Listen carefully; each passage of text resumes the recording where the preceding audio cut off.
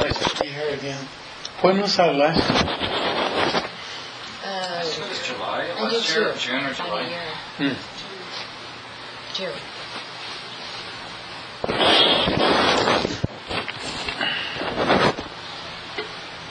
So on page 37 of the prayer books, we'll recite our prayers, set our motivation and so forth, create a little merit.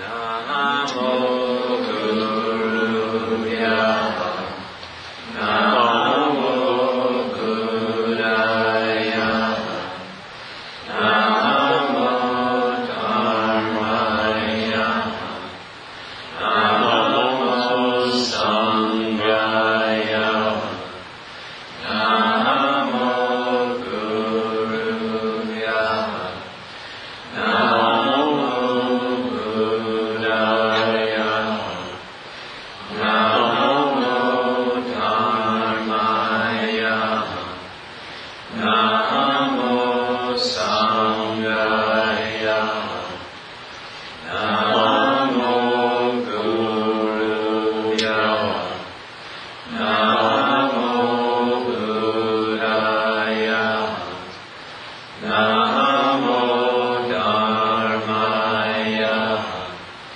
Namo Sanghaya. I take refuge until I am enlightened in the Buddhas, the Dharma, and the Sangha. by the powers of potential I create by listening to the Dharma. May I attain Buddhahood in order to benefit all sentient beings. I take refuge Until I'm enlightened in in the the Buddhas, Buddhas, the Dharma, and the Sangha. By the positive potential I create by explaining Dharma, may may I attain Buddhahood in order to benefit all sentient beings. I take refuge until I am enlightened in the Buddhas, the Dharma, Dharma, and and the the Sangha. Sangha. By the positive potential I create by listening to the Dharma, may I attain Buddhahood in In order order to benefit all sentient beings. May all sentient beings have Happiness and its causes. May all May all sentient beings be free of suffering and its causes. May May all sentient beings not be separated from sorrow of life. May May all sentient beings abide in equanimity, free of bias, attachment, and anger. Reverently I prostrate with my body, speech, and mind, and present clouds of every type of offering, actual and mentally transformed. I confess all my negative actions accumulated Since since the beginning of time, and rejoice in the virtues of all holy and ordinary beings. Please remain as the cyclically existent ends, and turn the wheel of Dharma of sentient beings. I Dedicate all the virtues of myself and others to the great enlightenment. This ground anointed with perfume, flowers soon Mount Meru, golden sun and moon, imagined as a Buddha land and offered to you. May all beings enjoy this pure land. The objects of attachment, aversion, and ignorance, friends, enemies, strangers, my body, wealth, and enjoyments, I offer these without any sense of loss. Please accept them with pleasure and inspire me and others to be free from the three poisonous attitudes. Ilam Guru Ratna Mandala Kamyatayami.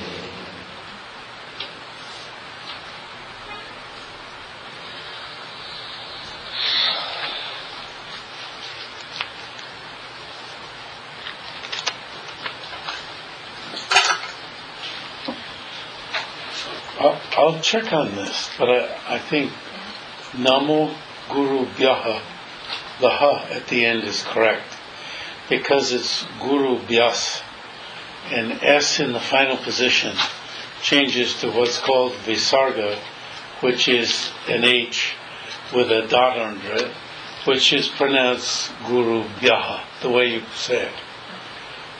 But then it's Namo Buddhaya. There's no ha at the end of it, I think. So I'll check.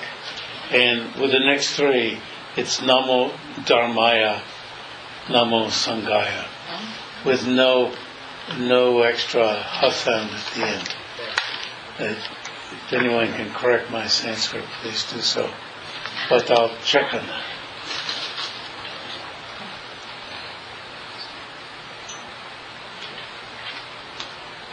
And then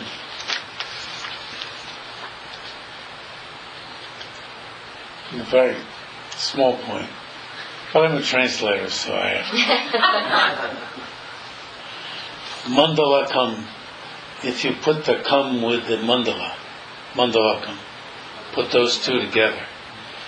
Near Yatayami. Near Yatayami. Those two go together also. Idam Guru Ratna Mandalakam Niryatayami. What does it mean?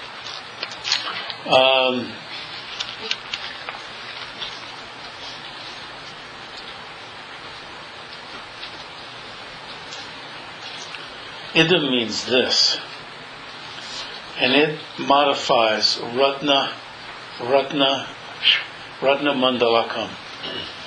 Ratna Mandalakam means jeweled mandala. So then, this jeweled mandala, circular thing with a whole lot of stuff, neat stuff on it. Niryatayami is the first person singular. So it's I offer this jeweled mandala, Guru, Idam Guru Ratna Mandalakam. What made me pause is why just the form Guru was used. Idam Guru Ratna Mandalakam. I mean, it means to the Guru, but there's no case ending on it. So is it? It may be fused with Ratna Mandalakam. You see the AM ending on Idam and the AM ending on Kam. And it is Mandalakam. That's one word, okay? So you can see the accusative ending, the object ending. I offer what? This mandala, right? And then you have a compound. The Ratna is part of it's fused with mandala. So it doesn't have its own separate case ending. A lot of Sanskrit is done this way.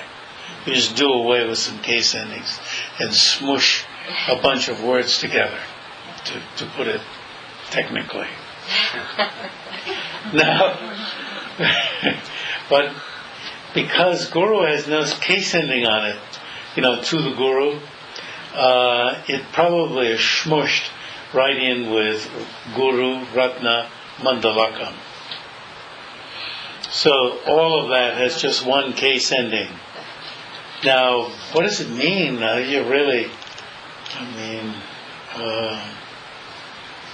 The Guru's jeweled mandala. Probably is what it means. For a guru, suitable for a guru. That's interesting, yeah.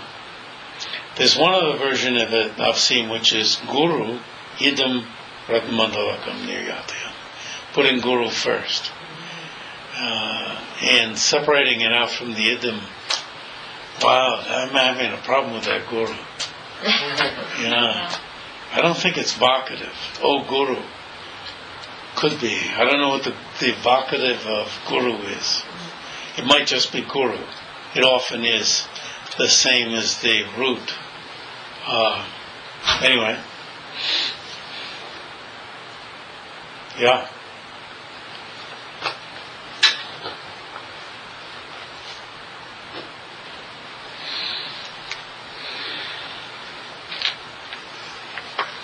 Idam Guru Ratna Mandalakam.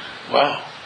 I'm never going to be able to say that again. But I'm wondering.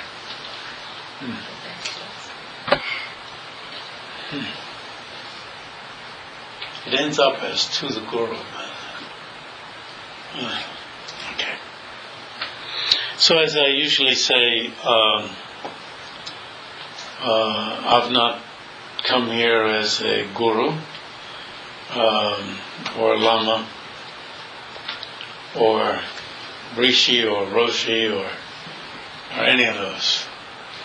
I'm here as a friend, dharma friend, and sharing some things I've heard. So, in the beginning, if you do bow down, make sure don't bow down to me. Bow down to your teacher, fused with Shakyamuni Buddha or Shakyamuni Buddha or whatever. But don't bow down to me. Do you have? How about this one? I have a cushion. A cushion? Maybe. Yes. That's a rice bed. Too much. This is cotton. This is really thick. Okay. Yes. This was given to me by His Holiness, and I've been searching and trying to find out how he got it. Because I think it's one of those gifts where someone gives it to you and you give it to somebody else. And I had thought it might be from attending some Jewish ceremony, a Seder, and one of my Jewish friends, I brought it up to him, and he said, he said, let me feel it. He said, oh no, this is too good. This is from India. And just recently, somewhere,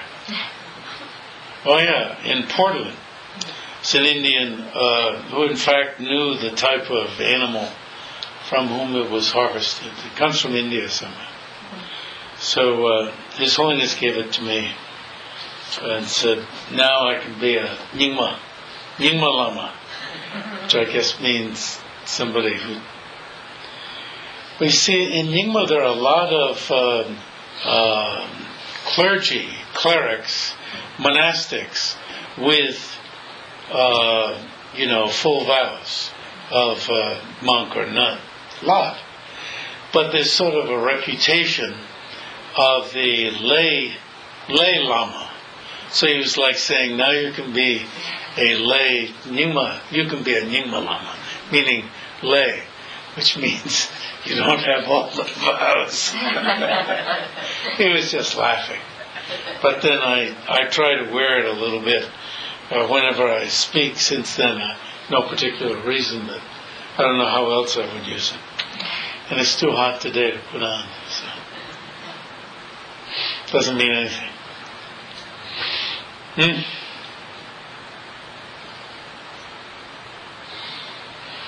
I'm working on a Nyingma text now. I did a volume called Fundamental Mind that the Nyingma Lama Keizan Sampo taught in 1986 in Virginia. And I told him I'd get out. There was 3. It's a trilogy. I told him I'd get all 3 out very soon. And in 2006 we got the first slim volume out. So it's 20 years. And we had a book signing in Toronto. He's a very old man now. So I told him he'd have to live another 40 years to wait for the next 2 volumes. And it didn't faze him at all. So make him 120 something. But I'm working on the second volume, which is a lot longer.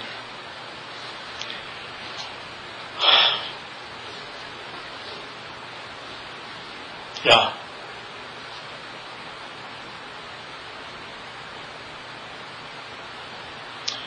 When Buddha first taught, as all of you know, he taught his first teaching after being silent for 45 days after his enlightenment, to indicate how difficult his teaching is. He was silent. He taught the Four Noble Truths, the first of which is the truth of suffering, which means like these things are truly, or when you get down to it, they're suffering. You may not recognize some of them as suffering, but they are suffering. And there are a lot of teachings in Buddhism to cause one to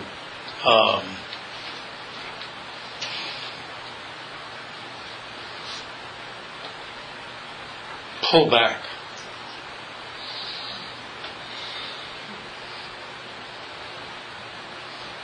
You know, if you're committed to doing something like smoking or eating ridiculously excessively, and somebody says, oh, you know, you ought to be careful about that. That's very harmful. You think that's good for you, but it's harmful. And if you have some sense that the person might be making sense, then you'll pull back a little bit. You may keep doing it, but you won't do it with quite the same enthusiasm. And of course, if you can take the medicine, you'll pull back quite a bit. And in speaking about what is truly suffering, he gave as the first attribute impermanence. That these things around us are impermanent. And looking in other sutras, Buddha speaks about the reliance of these things in ourselves and our experiences on causes and conditions. And by pointing out that our experiences rely on causes and conditions, it makes us look into, well, these things don't just exist in and of themselves. They do rely on causes and conditions, and what are those causes and conditions? And Buddha refers to this as disquieting discourse. Now, actually, on a Friday night, if I was a more skillful teacher, I wouldn't talk about disquieting things and suffering and impermanence. You know, because you've all been to work, and, you're dulled down. And now this guy's already talking about suffering, and what a downer this is. Anyway, talked about impermanence in order to emphasize that these things rely on causes and conditions. Disquieting, because you cannot accept that things, your pleasures and pains exist, they're just there naturally, but that they rely on a set of causes and conditions. So if you want to keep a certain situation going, or if you want to stop a situation, there are ways of doing so, by looking in and finding out what those causes and conditions are. Another way that Buddha gave disquieting discourse was on the two truths, so-called conventional truths and ultimate truths. The topic is very, in some ways, very complicated. In some ways, not so complicated.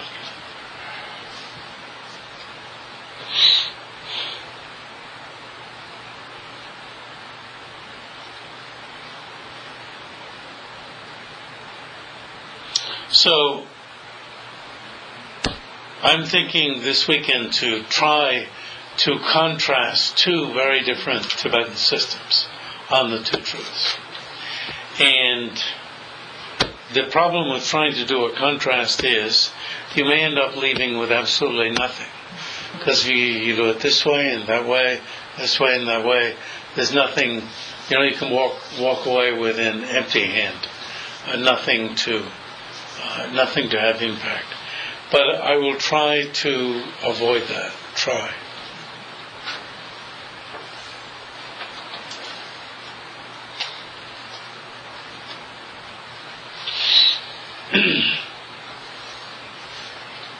So, first, do you call this a Gelugpa center?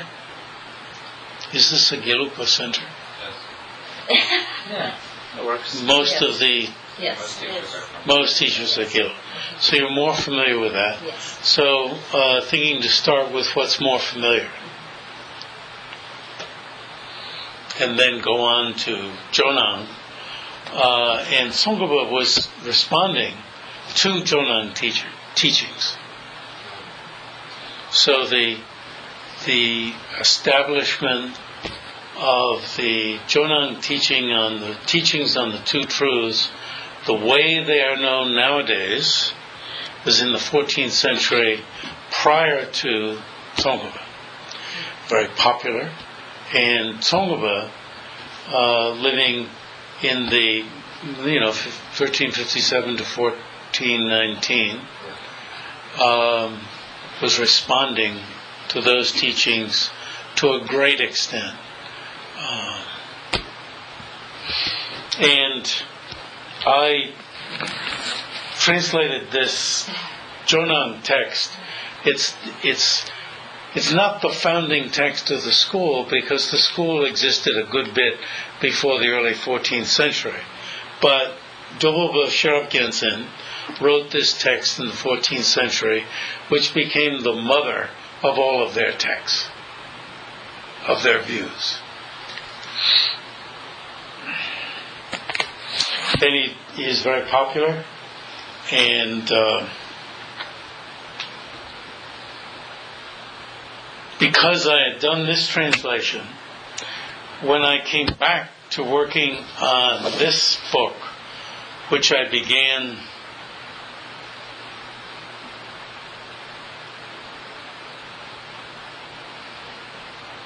I assume in the 1970s. So when I came back to it a few years ago, it was fresh from having done this book, and I could see what Tsongkhapa was refuting. So he doesn't tell you. Everybody knows he's refuting Dobaba. But taking it out line by line and putting the two together, because I had done this, and it was fresh in my mind, I said, oh yeah. And that's what's laid out in this 100 pages at the end. I present Dobaba's views, and then I present how Tsongkhapa seeks to refute him. And I do it not with I try to do it without taking sides, but explaining the two positions clearly.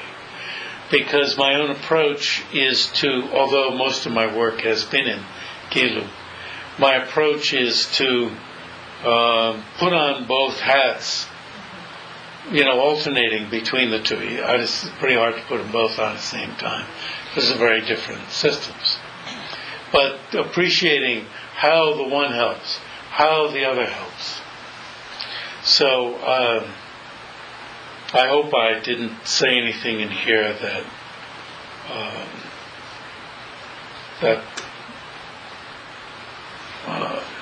puts down either of the two systems.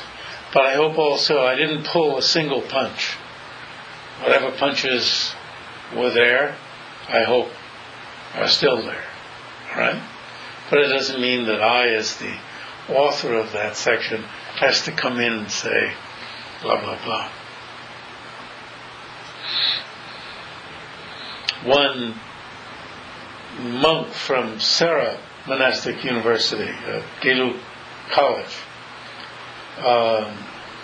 Sarache, said, when he heard I was doing this, he said, "We are sorry to lose you." And I thought, oh my, you have no idea what I'm doing.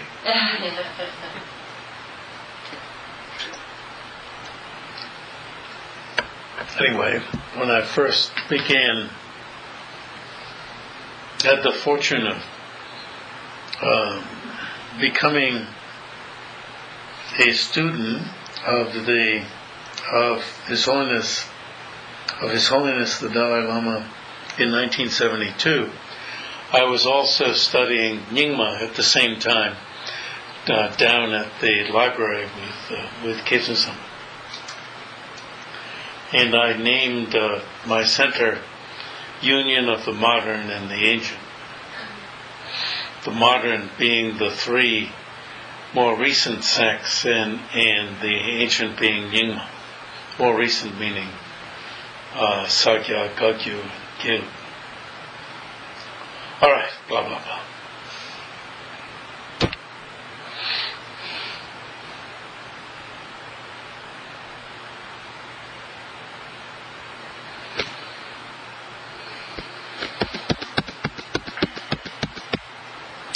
So, conventional truths and ultimate truths. First, maybe easier to identify sort of backwards, that ultimate truths mean emptinesses. That's all in Gelu. Ultimate truths, what's the ultimate truth? Emptiness. Or what are ultimate truths? Emptinesses. Now sometimes when people hear ultimate truth, the ultimate truth is emptiness, they think what this means is ultimately what we want is emptiness. That's wrong. Totally wrong. Totally wrong. But the word itself leads you to believe that. The term itself. So it's not some failure of the listener, but the term cannot convey everything perhaps it should. Rather, what is the ultimate goal? The ultimate goal is to serve others. So it can't be just emptiness or just realizing emptiness. Service of others. And for that,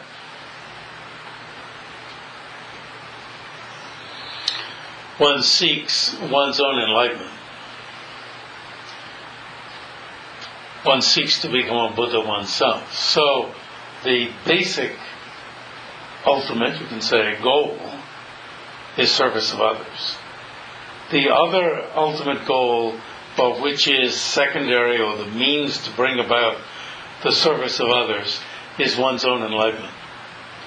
One's own enlightenment means perfection of body, speech, and mind.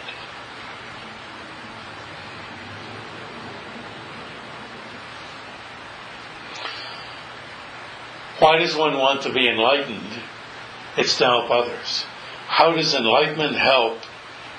How does enlightenment help? How does enlightenment serve to help others? In order to help others, you want to know others. You want to know others in intimate detail. You want super clairvoyance. Super clairvoyance. And, so that's one thing. You want to know others. And you want to know all possible techniques to help others. You can word it as so that you can fit the technique for the person. But actually at Buddhahood, the techniques and the persons line up of their own accord. With enlightenment, one spontaneously teaches, does whatever is appropriate. So you don't have to line them up. You don't kind of go through 4 million techniques, then you go through, the person, and then it happens. But that's why you want enlightenment. Enlightenment has omniscience. And now within omniscience, what do you want to know? These two things. People's dispositions and the techniques to help them. So, omniscience, as Dharmakirti says, it's not a matter of knowing how many fishes there are in the ocean. Because that's, I don't know, maybe the disciple will have a question. How many fishes there are in the ocean? But That's not what's going to help.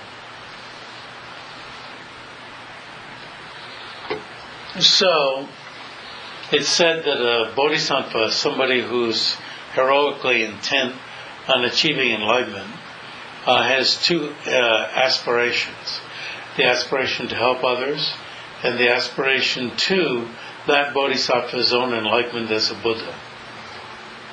So that means that no one would ever postpone their enlightenment. No one would ever postpone it for any reason. Now there are sutras that say that there's a certain type of bodhisattva, like a shepherd. That shepherd comes in after the sheep. Shepherd drives from behind with sheep. With cows, you stand up by the barn, as my uncle did, and say, "Come on, and they all come home." He's the leader, but he's in front of everybody, of all the cows, because the cows know what's in the barn. There's some grain in the barn. Sheep, however, you got to come behind them. So they say some bodhisattvas, their attitude is, may everybody else achieve enlightenment before me. But what's said is that's just an expression of their attitude, the greatness of their attitude. It's not how it's actually done. No bodhisattva would postpone becoming omniscient. Why? Because the chief aim is to help others. And with Buddhahood, at least it's claimed, right? There is omniscience, which will allow one to be the most effective in helping. The other two types of attitudes are described as like a boat person. And the boat person arrives at the other side at the same time as others. May I get there along with everybody else. And the third one is a attitude like that of a monarch. I will achieve the position, and then I will draw everybody up to that state. So it said the only realistic one, the way it's actually done, is like a monarch.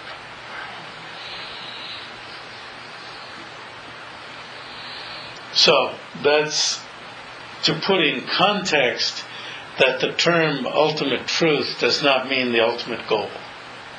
Emptiness is not the ultimate goal. So why is emptiness called the ultimate truth? Because it's true, number one. What does true mean? It exists the way it appears to a consciousness that clearly sees it. Carefully said. Not to one that unclearly sees it. To one that, in meditative equipoise, when you directly realize emptiness, there's no false overlay of appearance.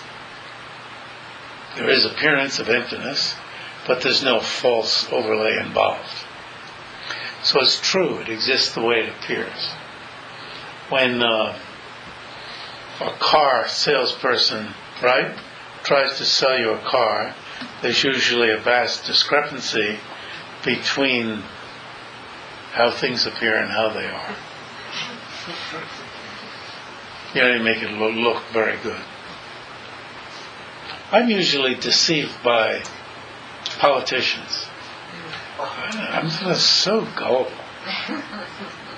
No matter how much I carry on about this politician, that one, and so forth, then when they finally get up and say, we're all sweet and wonderful, and it's you who are the aggressors and things like that, it's just, I want to believe. You turn your head away a little bit and think about what they're saying. It's all mine. So that there's no discrepancy between how it appears and how it exists in direct perception, in clear perception of emptiness. So that's why it's called the truth. Then, why is it called ultimate? One way of dealing with ultimate there is that it is the object, or it is a truth for an ultimate consciousness, for a wisdom consciousness. Now this is for a wisdom consciousness of a person who wants to overcome obstructions to enlightenment. So the ultimate consciousness to have is one that is realizing emptiness directly. So it is a truth for the ultimate consciousness. There are a couple other ways of handling the relationship between ultimate and truth. That it is emptiness is a truth, and it is the ultimate object.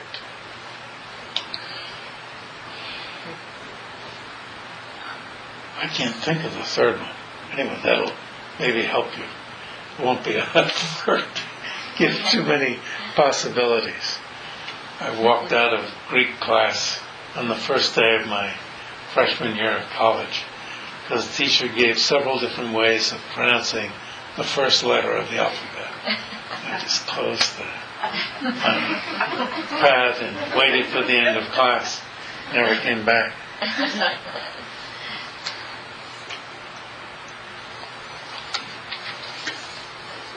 Now, all this is a prelude to talk about the term for so-called conventional truth. Chandrakirti gives 3 etymologies for samvrti. Samvrti, the word for truth is satya. And the word is translated usually as conventional in English, samvrti. The prime meaning is not conventional. The prime meaning is obstructor. It is a truth for an obstructing consciousness. Basically, the word samvrti means fake. Fake truth. And, if you translated it that way, then you know that fake truths are not truths. They're somehow faked up to be truths. And that, in fact, is the meaning. When we talk about 2 truths, only one of them is a truth. That's usually not the case. Big buildings and small buildings, they're both buildings. But with the 2 truths, ultimate truths and you can call it conventional truths, the thing that you're dividing into these 2 is not truths. Like buildings being divided into big buildings or buildings over 10 stories and buildings under 10 stories. Right? They're a division of buildings. With conventional truths and ultimate truths, the thing that's being divided into these 2 is not truths. Because conventional truths are not truths. What is? Things that exist. Existence. T-E-N-T-S. Things that exist. Objects of knowledge. Things that exist are divided into either conventional truths or ultimate truths. Okay? Crucial point here. Crucial point. Some people translate this as 2 levels of truth. Wrong. Completely wrong. In this system, totally you missed the point.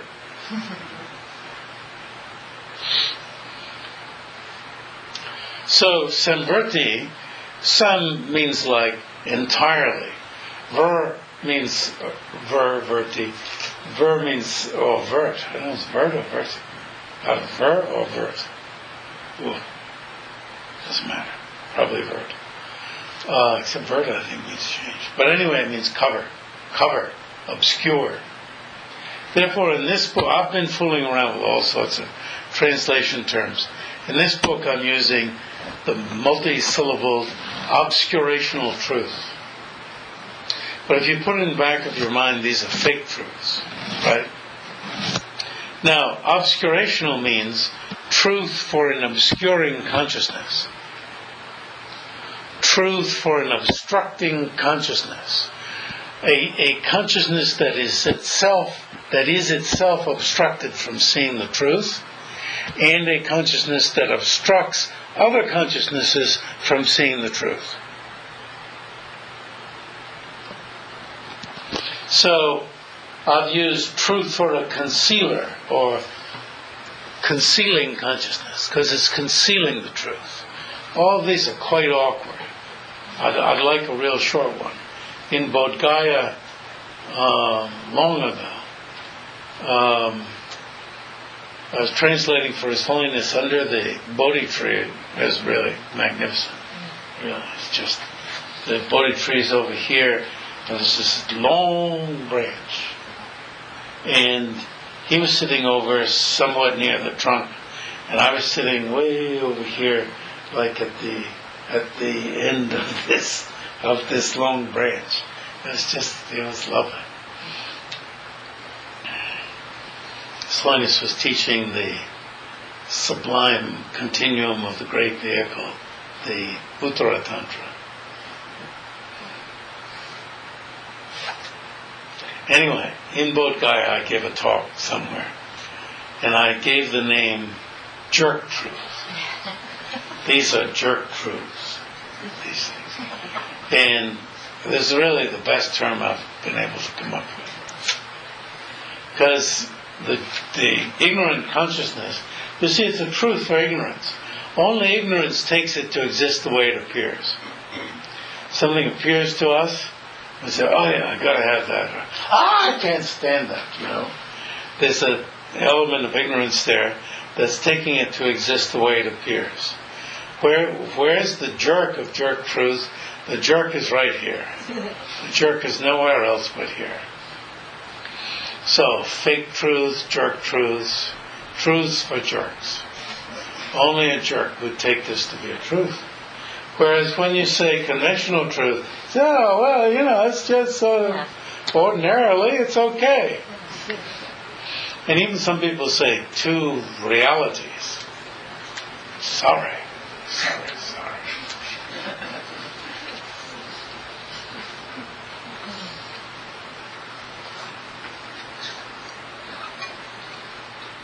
It's two types of objects,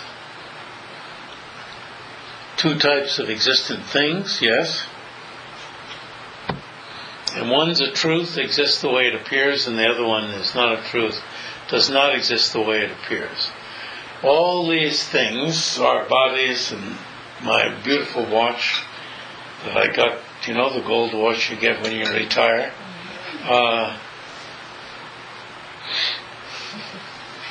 it's a jerk truth.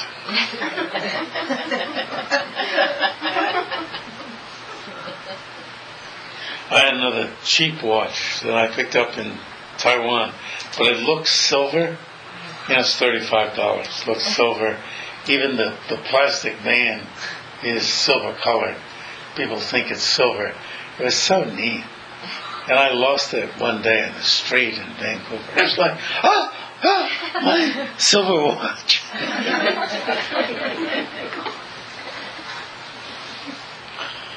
So Buddha gave this horrible name to everything but emptiness.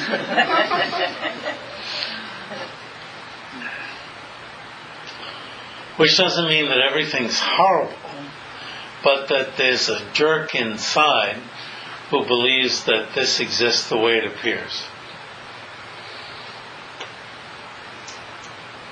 So you see, just as Buddha taught, suffering, it's obvious to all of us, mental and physical pain are suffering. There's no problem with that one. But then he said, all your ordinary pleasures are pain. And to get some ground on that, to figure out what that means, you pull back from, I don't know about my gold watch, but at least some of them. At least my crappy silver watch.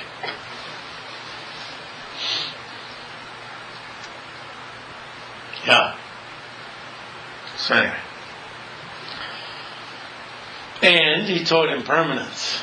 And he taught that all of these are samvrti satya, covered or covering or veiled, truths for veilers, veiling consciousnesses.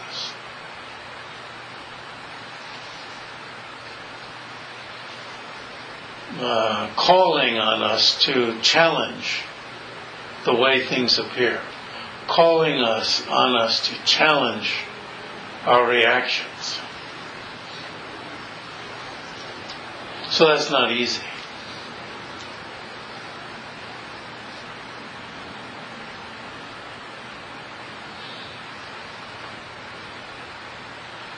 So another etymology of samvrti, Chandrakirti says, is mutually dependent. There's a very nice statement by a Mongolian that I printed out here. Nong Belden.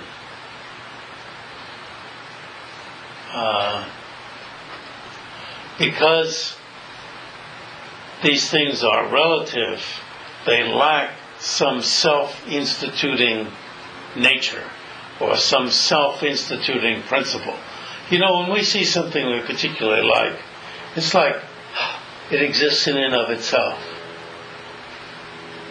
So the term mutually dependent indicates that its appearance as if it is self-instituting is false. So he even took the word mutually dependent to mean false, falsity, fake. Terrific. Even that etymology, he turned that direction. These are just etymologies. Not everything that's interdependent is false, because even emptiness is dependent. So it's just an etymology. Sometimes the etymology covers more objects than the term actually covers. The etymology, as opposed to the definition. The definition should cover all that it should cover, nothing more, nothing less. And the etymology can cover less. For instance, sometimes lotus is called lake-born. Actually, born from water. The Sanskrit is water-born. But it's I guess that water means lake, because it comes into Tibetan as tsokye, which means lake-born. But not all lotuses grow out on lakes. Some grow on dry land. So you see, there the etymology is narrower than what's covered.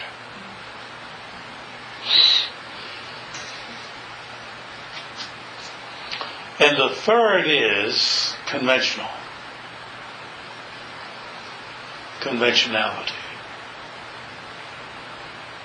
And the conventionalities of knower and known, object, subject, etc. But definitely,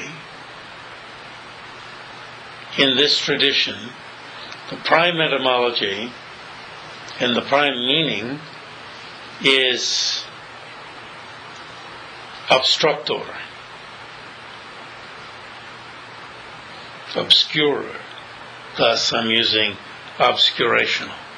I don't like, you might think from reading my stuff that I like words with many syllables. One of my students really likes words with many syllables. And so I know how much I don't like them. But he has in his writing, some great words. I don't have any idea what they mean. But I imagine you probably said that about my stuff too.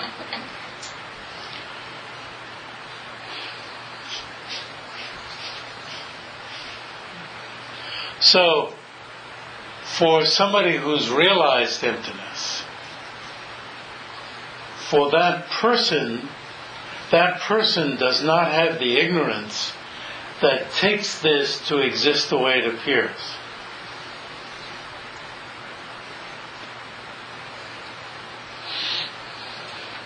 However, that person, Tsongkhapa says, knows that other people take it to exist the way it appears, and thus it still is a Samvrti Satya, an obscurational truth, a truth for a jerk.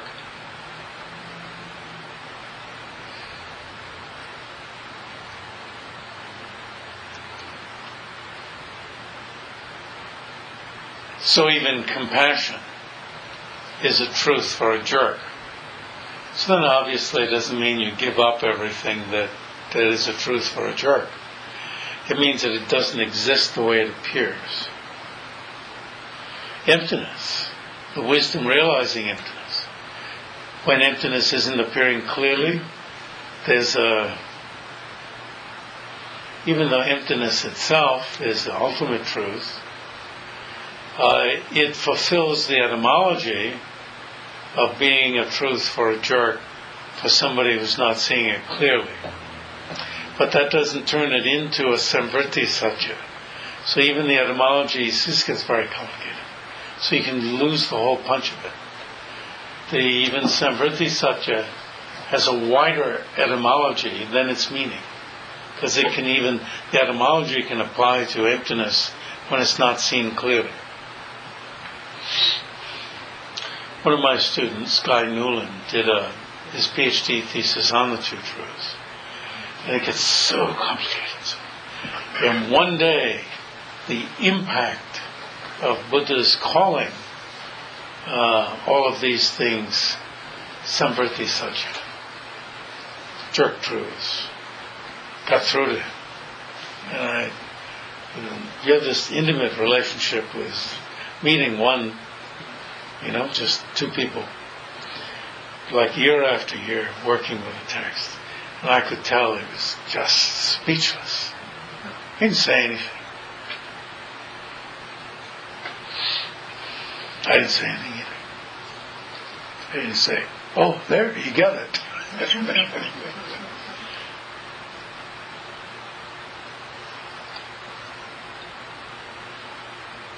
So you read up, down, this way, that way, you get confused, so forth, and you come back, and at some point you think, this doesn't mean much of anything, it's all a bunch of words. And you keep going, and then it dawns on you. That's why Buddha used this powerful vocabulary. So how are we to deal with jerk truths, with these objects that we stupidly take to exist the way they appear? You're supposed to deal with them within knowing that there's a discrepancy between how they appear and how they are.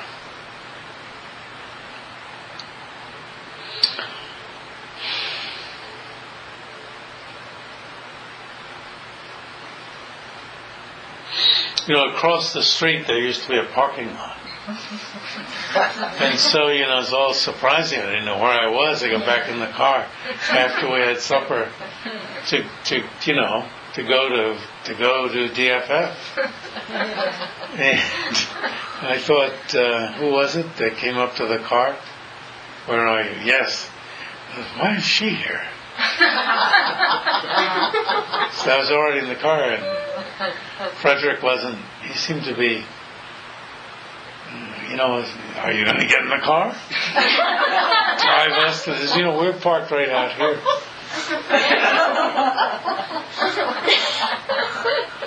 And so even the clear space that used to be there, it's actually not surprising at all that somebody had built a big building across the street, right?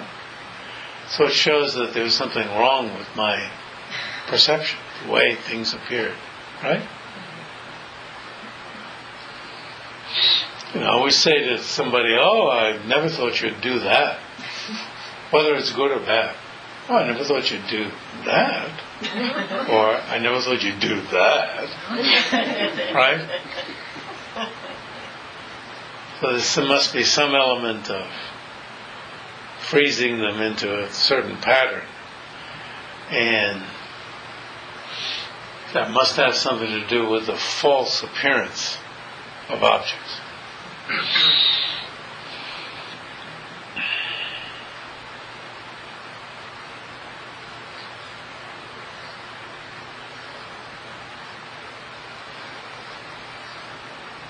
So the discrepancy,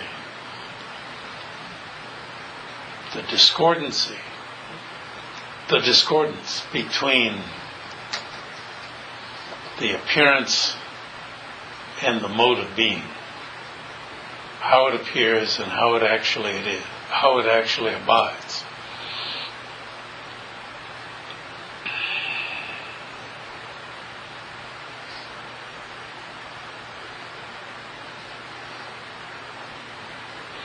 So the preferred way of dealing with these phenomena is within the impact of realizing emptiness. Realizing that they do not inherently exist. The false appearance that they have is they appear to exist from their own side in their own right.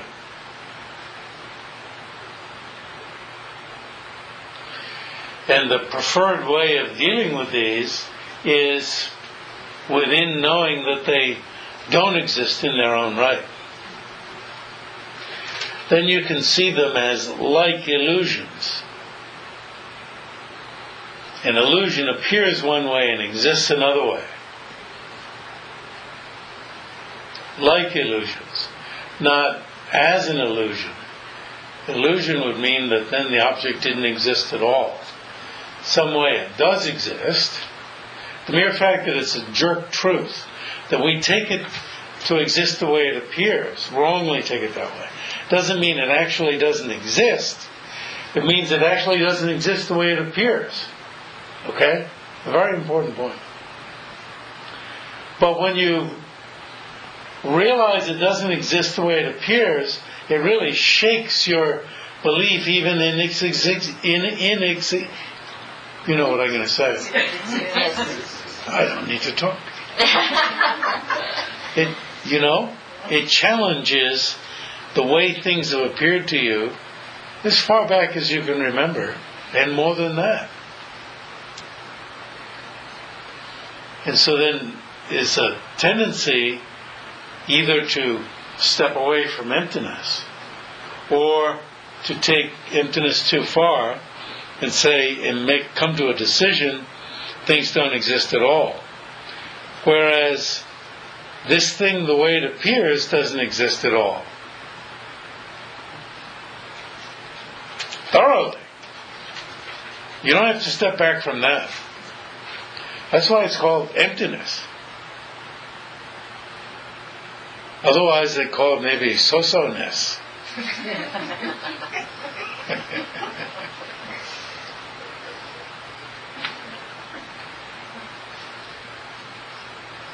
Or almost emptiness.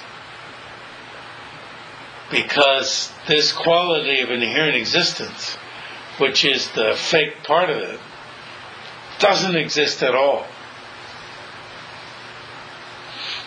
And it's not like the fake part of it is here and the actual part is here. These two appear mixed together. We cannot differentiate them. We can differentiate them in words. And people like me can translate a lot about it and so forth. Talk about existence and inherent existence. Things don't inherently exist, but they do exist. But I have no idea what I'm talking about.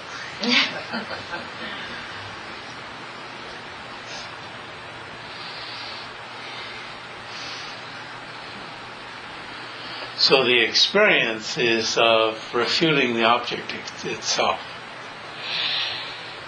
And then later you see what's left over. There's a lot of emphasis on what's left over. So there's tremendous impact in this vocabulary once you get the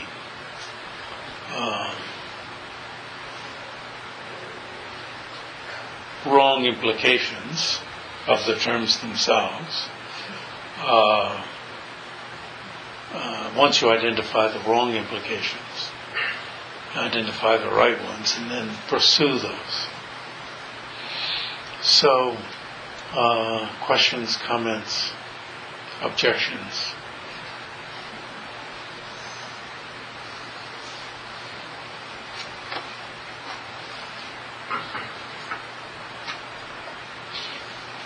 Yes.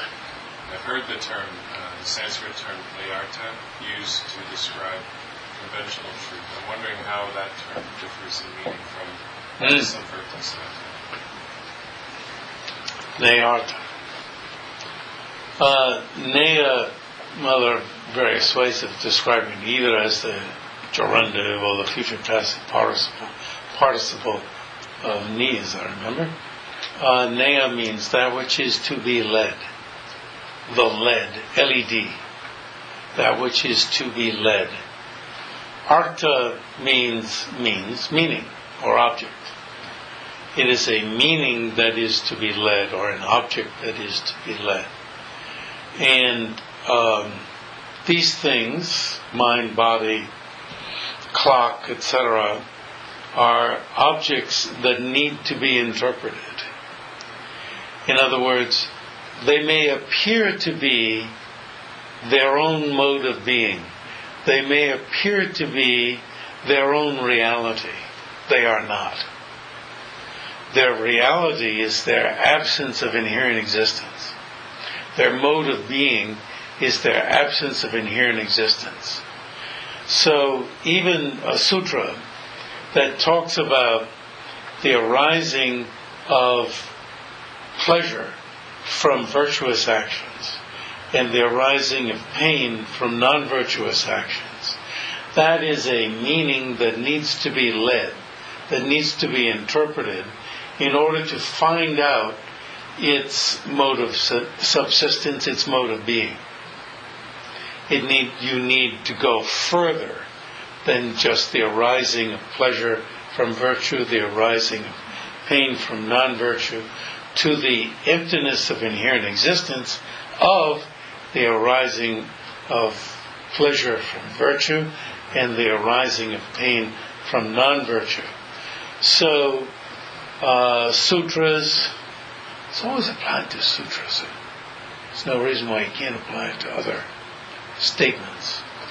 But sutras themselves then, this means passages within sutras, are called either definitive, if they talk about the final mode of being explicitly, and they are nayarta, interpretable meanings, or meanings requiring interpretation, if they do not. And then, ultimate truths themselves are called definitive meanings themselves. And conventional or obscurational truths are called meanings requiring interpretation. That's really great. Everything here requires interpretation. But we don't see it that way. We see these things themselves as their own mode of being, whereas they are not established as their own mode of being. Again, this comes down to their appearance and their mode of being in conflict. They appear to exist from their own side, but do not. Like objects in a dream. Like an illusion conjured by a magician. Like the illusion that appears to my mind when most politicians speak.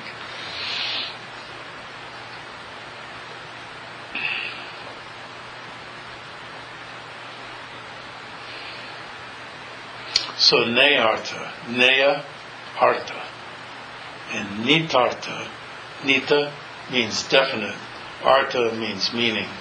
So meaning requiring interpretation or interpretable meaning, and definitive meaning. So then would nayarta and samvarti sattva, would those be synonyms? Would you say that? Yes. When you take them as not referring to solely to statements, but to What kind of objects? It's Samvriti Satya. So it's said that the sutras that teach Samvriti Satyas are Nayartha. Why? Because they teach the Nayarthas, that is to say, the Samvriti Satyas. Because they teach meanings, objects requiring interpretation. These are all objects requiring interpretation. And their meaning must be led somewhere else. So as Tsongkhapa says, and as Dhamma says also, Nayartha doesn't mean teachings that lead students. Because all teachings, definitive or requiring interpretation, lead students. Both they agree on that. Leading teachings, no.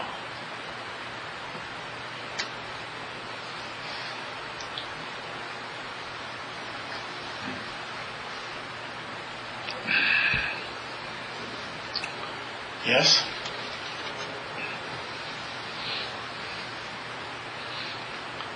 Yes. Oh. No. Well, I haven't read the book yet, and it's on my list. I was wondering how Jonangpa fits into the tenet schools. Is there some correlation there, or is it sort of... We'll hold that one till we get to Jonah. Okay. We haven't gotten to Jonah. Tsongkhapa says they're outside of all tenet schools. They don't fit in anywhere. That's what Tsongkhapa says. That's like the strongest accusation you can make.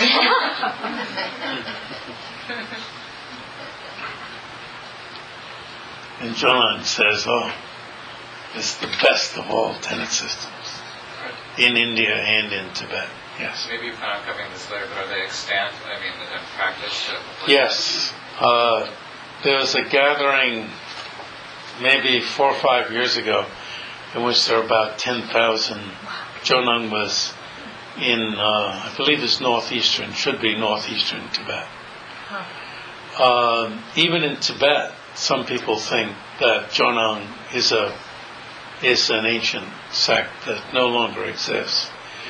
I've had 3 Jonang teachers, and one of them said he was in Lhasa, in the main temple, the downtown temple, often called the Chokang, the house of Jol Rinpoche, the house of the main figure there. And there was a Tibetan who was taking around other Tibetans, and he was standing there. And the Tibetan was explaining that Jonang was no longer existed. Now, of course, he was a Jonang. So he said, I just stood there saying nothing.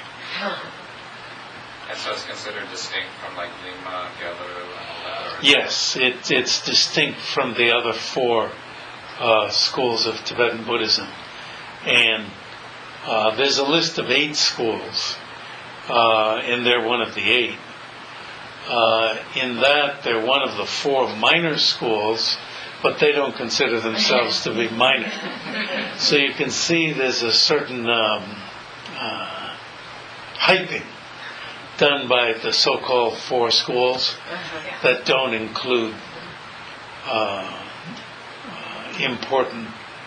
some other important schools.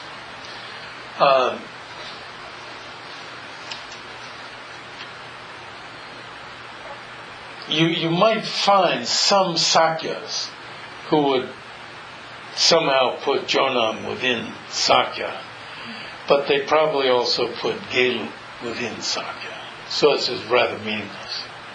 Tsongkhapa had Sakya teachers, he had Gagyu teachers, he had Nyingma teachers. His main teacher for the middle way school was Sakya. But when you put their 2 texts on the same topic side by side, they differ tremendously on small and large points.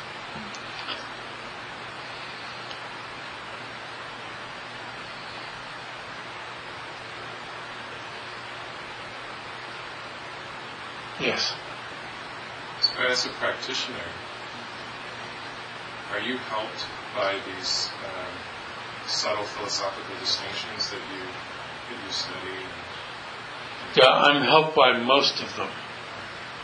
And I think any that I spoke about today, I'm helped a lot from. A lot. I guess I'd have to admit there are some things that the work I do pushes me into that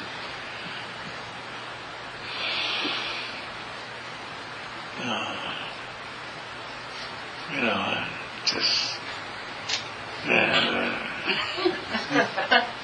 but I've only studied with one Nyingma Lama, Kesu Sammo, and one day he said to me something like, "You're amazing.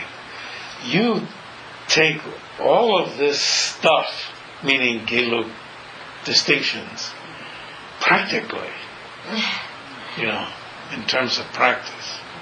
He could understand my mind. And I guess that's what saved me.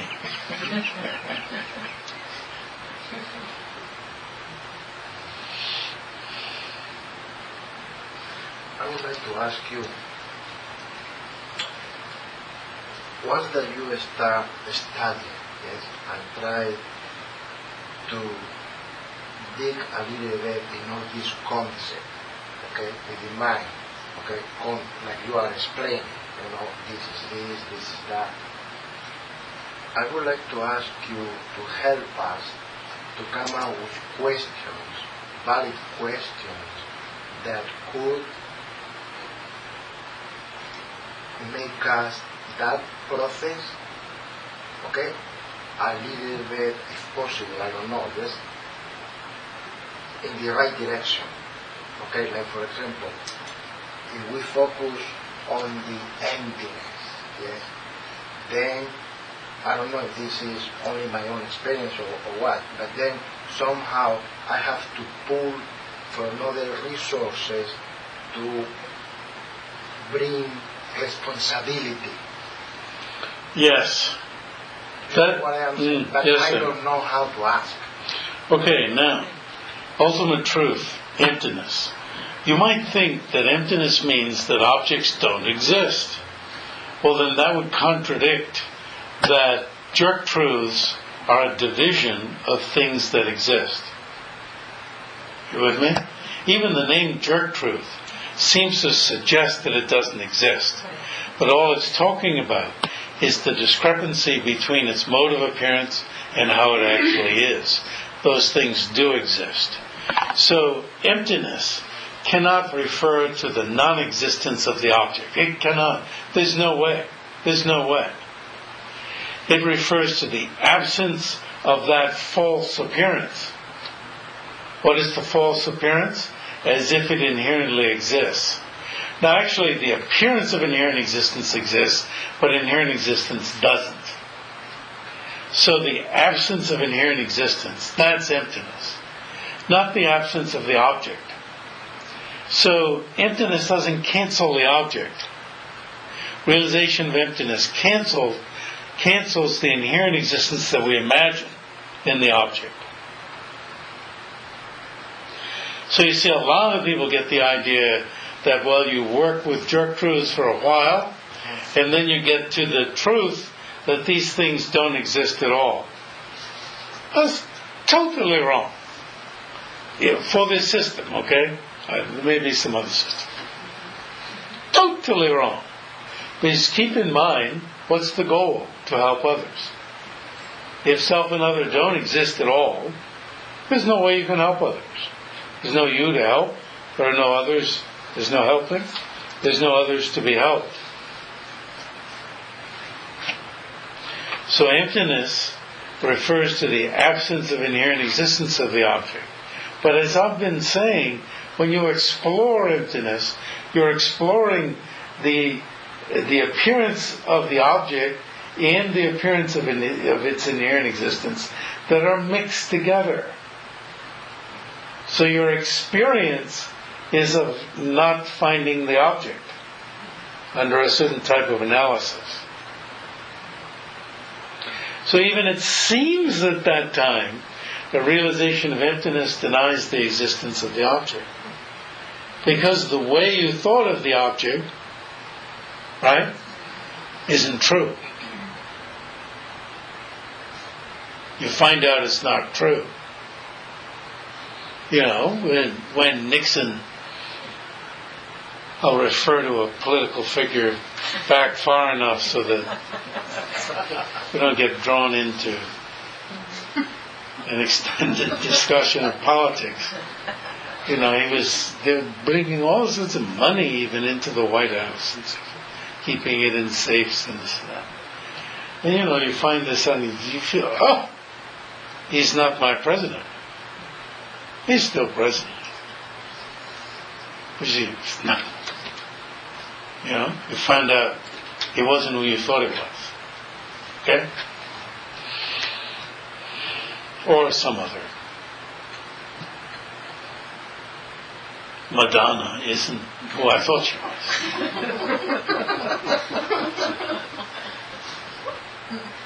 Probably is.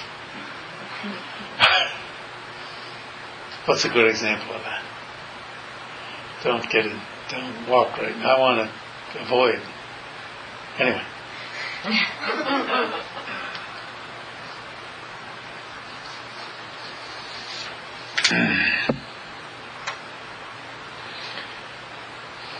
Geshe Raten said, it's like having initial doubts about an old friend. You know, somebody you thoroughly trusted, and that when you get some inkling into emptiness, so that's not a pleasant experience. Something that you were putting confidence in, the Fifth Dalai Lama describes initial understanding of emptiness as like mounting a wild horse, and as losing a treasure you thought you had. He says when you get used to it, and then when you forget it or come back to it, it's like re-finding a treasure that you had.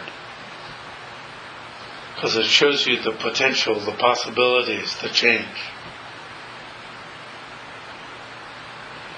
Because things aren't so frozen.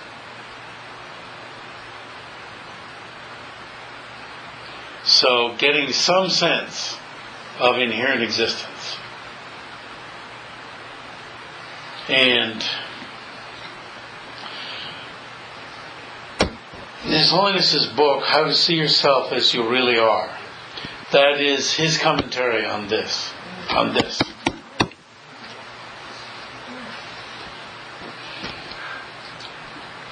And there are exercises in there that should be very, very helpful.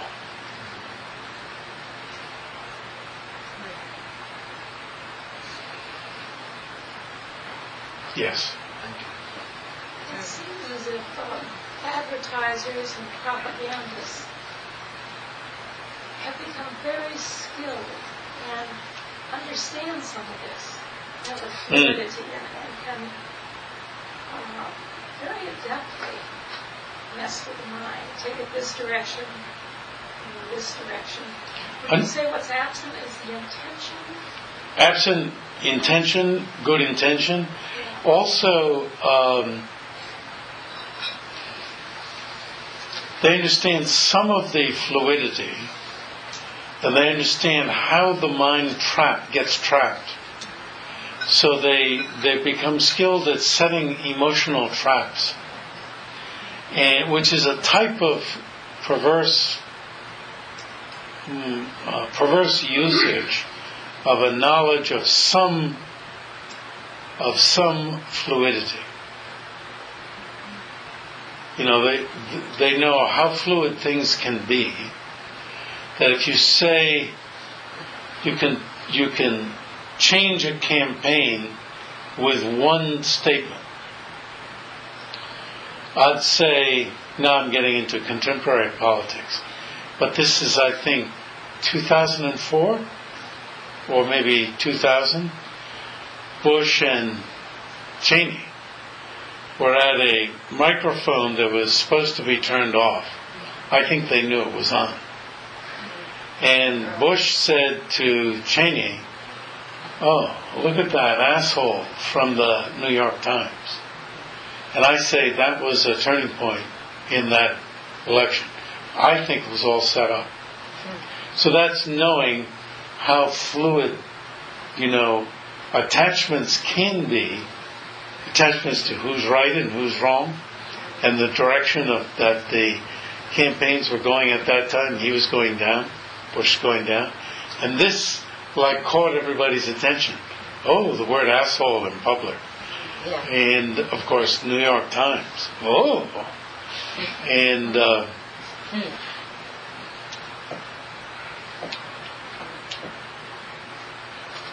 let's see. I have one on.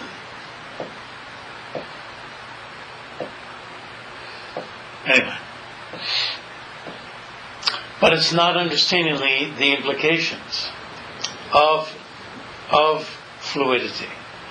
It's perversely, whether you can just about Bush or not doesn't make any difference. You understand my point.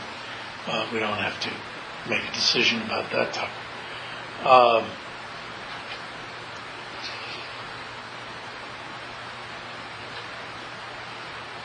You're understanding the fluidity of emotions and using it for perverse reasons, which is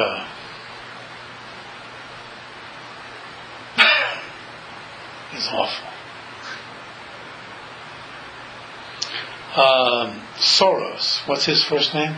Open Society, George Soros. He was on a panel that I caught on C-SPAN. My friend from prep school and college, Orville Schell, was the moderator. I just happened to catch it. It was on propaganda. And Soros said, he was asked how his views had changed. And he said, I'm much more pessimistic. He said, I used to have faith in the basic rationality of human beings. And he says, now that I've seen what people have done to manipulate emotions such that rationality is covered up, taken apart, made unusable. It's like, and he was asked, this was maybe 6 months ago, if the current changes in the political atmosphere, boy, it sounds as if I'm giving political talk, isn't it? Was changing him a little, and he said, well, I'm a little bit heartened by what's happened so far. And I think that's what you're talking into. So, what is it? Is it other people who are deceiving us? Where's the jerk? The biggest jerk is here that believes this junk. And it's like my saying, my confessing, that when politicians speak, I tend to believe them. There's something in me that wants to believe them. So I'm just admitting I'm a jerk, which I think is very helpful to do. Yeah. It seems as though Buddhists do have something to contribute here. Yes. That is, about guarding the mind. Yes. About with anger. That's the one that's been studied the most. Of calming it. And therefore, by reverse, we know how to up it. This kind of thing. It seems as though... Not accepting what appears. You see, in this case, what appears is a consciousness, angry consciousness, that, as His Holiness says, we welcome as a protector, and don't see the faults of this thing that's going to protect us by our carrying on like an idiot. We don't see its faults. And he said several times that one of the advantages that people have who look into this material is that even if they do get carried away by their emotions, at some point they think, oh, that's probably not right. That's probably not sensible. That's probably not smart.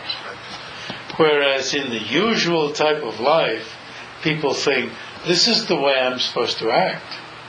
So you get a chance to get excited and carry on. This is what I'm supposed to do. I'm supposed to get carried on that my meal came out cold. Or it had too much salt or too little salt. I used to be amazed at my parents, how they get excited about those things. Make themselves very unhappy. They're already unhappy because it was cold. And particularly my mother, I have to say, she'd make herself more unhappy by scolding the waitress. But I asked her one day, late in her life, I said, well, if there are rebirths, how would you like to be reborn? She very quickly said, as a kinder person. Yeah, you see how much insight she had. And maybe this was making trouble for her.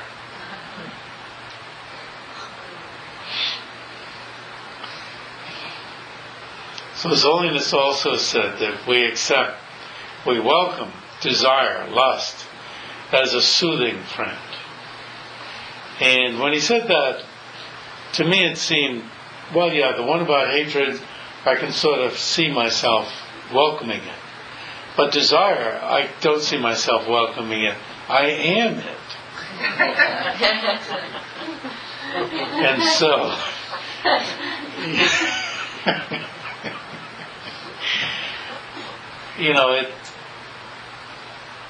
it teased me into seeing if there's some moment of neutral Jeffrey that sees the possibility of lust and welcomes it.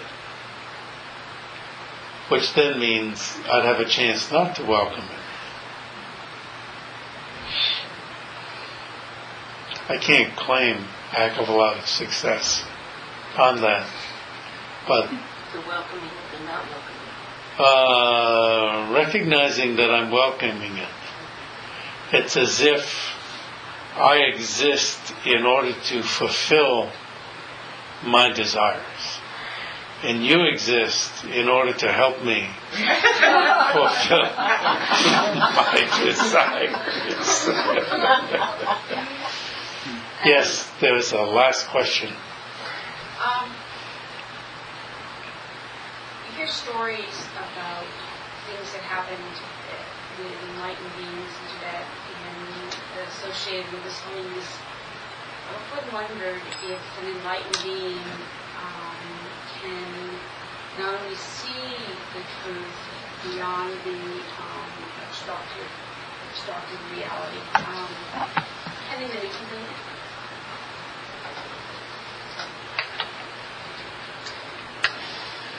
it? Manipulated in what sense?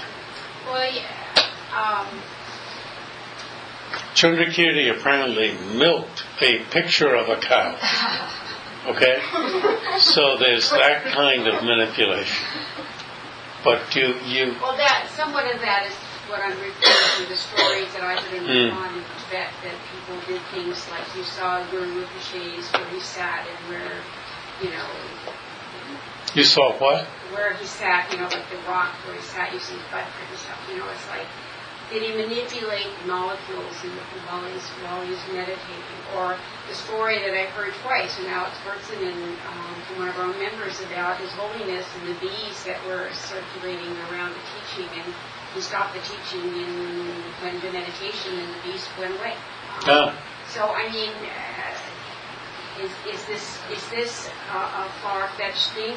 It's very not- comforting to me to know that and think that they can do that, but, Yeah, it's said that the college at Drebung, called Many Doors, is so called because so many people achieved the ability to walk through walls. So there's no question that it's part of the doctrine that these things can be done. When I have been in Tibet, there are so many of these that I get sick of them, frankly. Although I think it would be rather cute if somebody went and just documented them. You would keep me from being bored if I documented them. Because after the 500th, it's like, well, what one's next? What are they going to say next? But that doesn't mean some of them didn't exist. I was particularly, and I have this sort of cynical attitude, not toward all of these, okay? In the Sarache, I believe it is, on the left side of the main figure is a room, and up here in the corner are the 16 foe destroyers. And they're all in niches. And one of them is leaning out of his niche. And that's a statue that itself leaned out, kind of like, hey, it's a little tight in here. And that one I thought, that's the one that I think is probably true.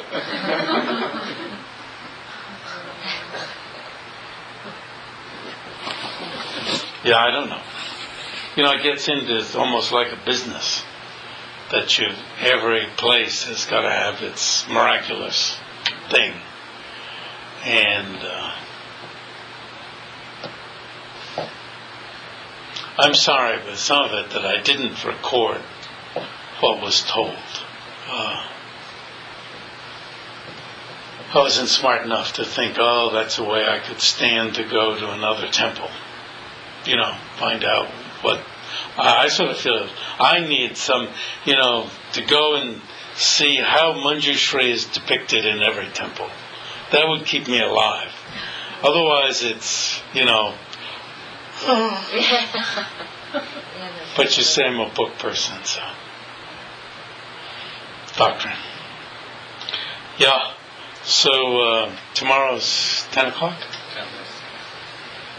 So it's good at, the end of the session to dedicate the virtue of however little virtue there is in explaining or hearing or thinking about doctrine.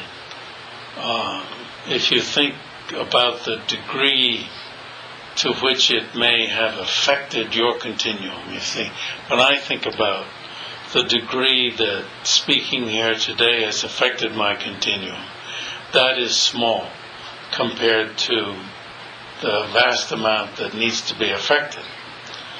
But then if I dedicate this small value to each of you, then it's 20 times, it's times 20.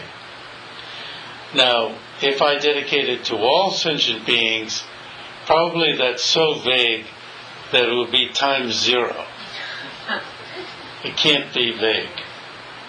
So one way to make the bigger one come to life is to dedicate it, to look around the room. I dedicate the virtue of my thought here, my speaking here, to you and to you and to you. I, dedicate it to you.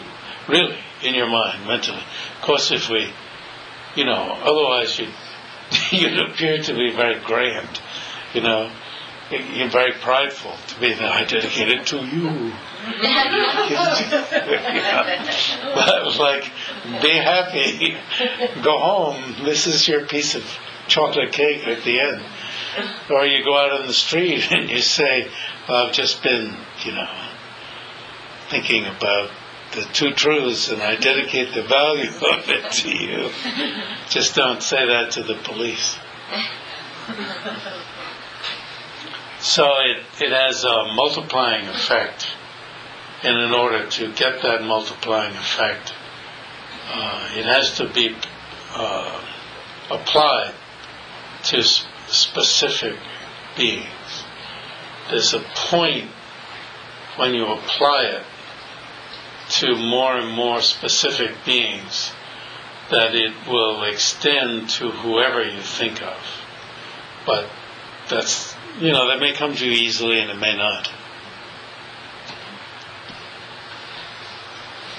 Due to this merit may we soon attain the enlightened state of Guru Buddha, that we may be able to liberate all sentient beings from their sufferings. May the precious Bodhi mind not yet born arise and grow. May that born have no decline, but increase forevermore. In the snowy mountain paradise, you're the source of good and happiness. Powerful, and yet so generously, may you stay until samsara ends.